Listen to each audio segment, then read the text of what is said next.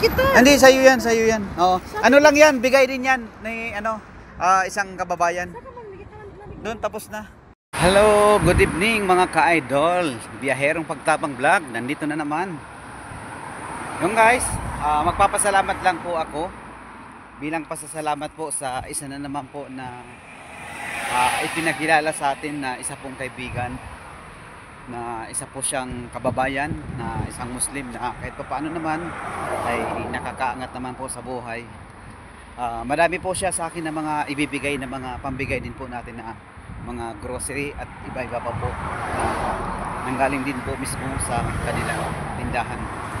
Siya din po ay isa rin po siya sa nagmamayari po ng paggawaan din ng sasakyan dito sa Sharjah. Binigyan niya ako ng business card para ipamahagi din po natin sa kahit hindi po natin mga kababayan na may mga sasakyan. Ito guys, siya po yung nag-sponsor nito. May tindahan po sila ng mga pagkain.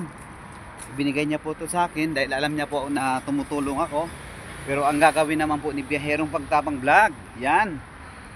Ibibigay din po natin to sa kababayan po natin na may mga anak po. Dahil itong pagkain na to, hindi lang po pang bata, kahit po pang matanda, pero mas maganda to sa bata dahil mas matutuwa po sila dahil mostly po dito may biscuit, chocolate at iba-iba pa.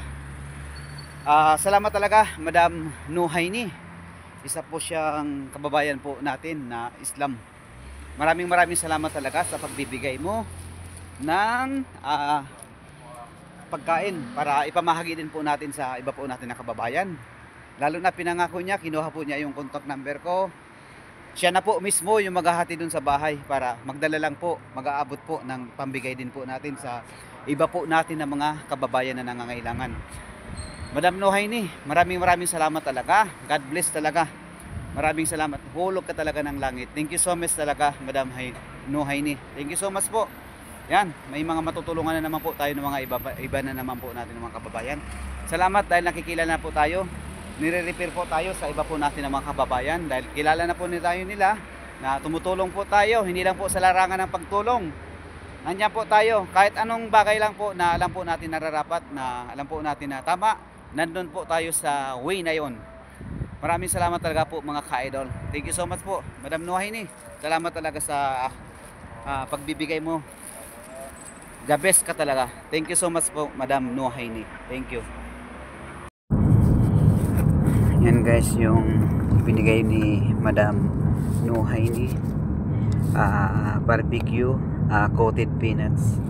Ibibigay din po natin dito sa sasakyan po natin para isa na rin po ito sa may bibigyan natin. My friend, food for you, take for you. Someone gave me also.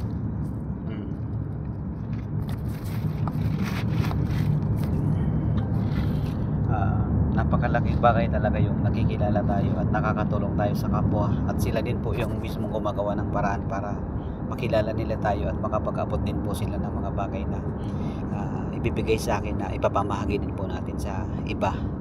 Maraming salamat talaga Madam Nuhaini sa nag-sponsor, tapos ipinapaabot doon sa ibigay mo si ate na lang kayo. Doon sa sa kaibigan ko. Guys, may dalawang bata. Bibigyan din po natin sila ng pagkain nila. Ayan.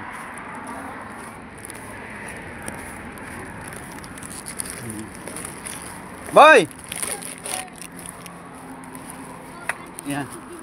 Yeah. Good? You also? Give me more. No. I will give to someone also. Okay?